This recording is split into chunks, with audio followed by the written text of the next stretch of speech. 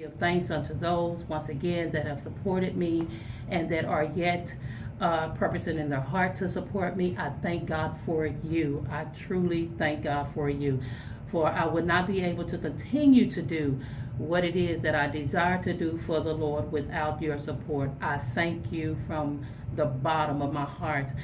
And also, I want to thank my apostle, Apostle Herman L. Murray, for allowing me to share the testimony of my life and the things that I've suffered down through the years. I thank God for him. I want to embark today, as I've spoken over the past few weeks and the last month, that are the things that God has given me as far as this month. We understand that April is Sexual Assault Awareness Month. This month, I endeavor to bring awareness to a topic, an experience that many do not want to embark upon. Many churches don't want to talk about it. Many things in our life or many places that we go is something that's pushed under the rug because it's a subject that hurts. It's a subject that's offensive. It is indeed a subject that people just, again, don't want to talk about. It takes the scales off of our eyes, and if you have been a victim, then it takes the scale off of a sore.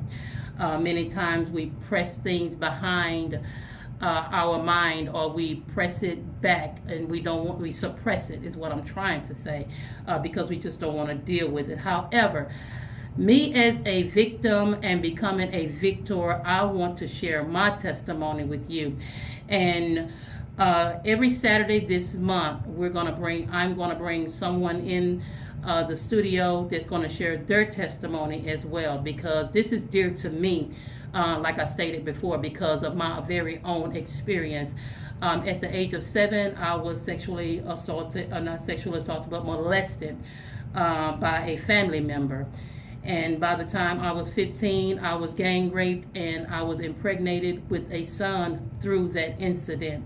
By the time I was 21, I was raped by another so-called family member. And so when I talk about this, I don't talk about this from the outside. I come to you from the inside.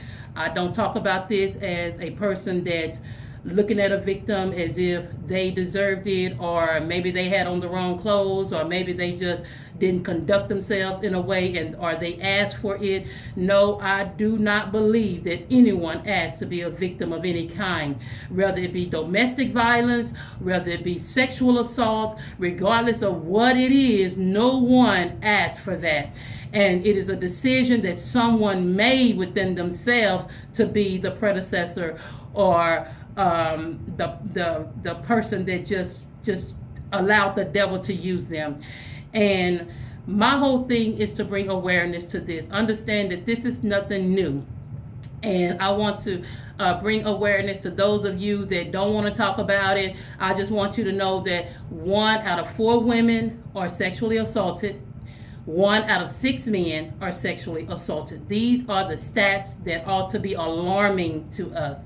Because if you are a school teacher, you have 26 students in your classroom, there is a good chance that a number of them have been sexually assaulted. And so this is something that we don't need to close our eyes to, but this is something that we need to bring awareness to. April is the month that this organization, the Sexual Awareness RAINN, all of these different organizations, DARRG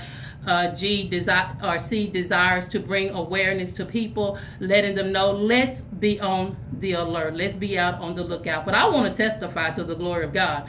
I'm no longer a victim. I've been healed by the power of Jesus Christ. And when Jesus came into my life, I want to let you know that he dealt with those issues in my life. He dealt with the residue that was left from those issues in my life. As a child, because of what I went through, I was very bitter. I was very angry. I fought all the time. I remained in trouble because I needed an outlet. I needed to be able to expose what was going on. And because children do not know how to communicate, and let's be real, people of God, some of us that are grown don't know how to communicate some stuff. So if you have a child that's being sexually assaulted, you cannot expect them to verbalize that because they don't know how, especially if they're being victimized by an individual that they should be able to trust. And I want to talk about our school system. And I know I'm going to ruffle some feathers, but I'm going to open up the line here in about 2 minutes because I want to be able to allow you to call in and we can talk about it. We can pray about it. Whatever it is you want to do, that's what we can do. But at the end of the day, Evangelist Neal is going to pray about it because we have our school teachers today. You can Google teacher and student relationship now, and you'll come up with a whole bunch of stuff that we didn't see when we were growing up. Even though it was present, it was not revealed. And so now we're in an hour of revelation, and this stuff is coming to our faces. We are seeing it on our news broadcasts. We are seeing it on social media. We're seeing it everywhere we turn. We have school teachers that are involved with children now. And children don't know who to trust. And I'm talking about being a child myself, believing that I should have been able to trust somebody that was an adult that spoke to me and said, don't share this. This is our secret. And so who do you obey? And so therefore, parents, I adjure you, I command you by the mercies of Jesus Christ in my life that you would hear and that you would open that door, open that channel for your child to speak to you. And as your child begin to expose things, don't be on the defense. Don't feel like, oh my God, I must have failed them or they're lying. Yeah, we have some liars out there. Don't get me wrong. But my whole thing is that don't consider them a liar without all of the evidence first. Because we have some mothers that are less than honorable.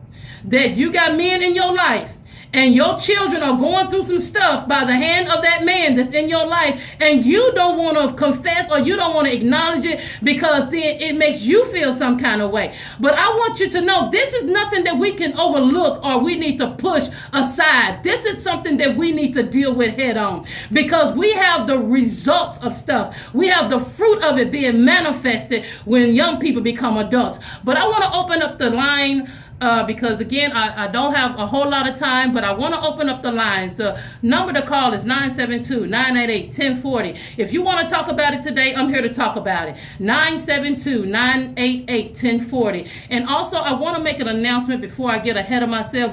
I am doing a seminar the last Friday of this month, which is April 29th. And that's going to be at, give me a second, trying to get that information. That seminar is actually going to be hosted by Reap Ministries.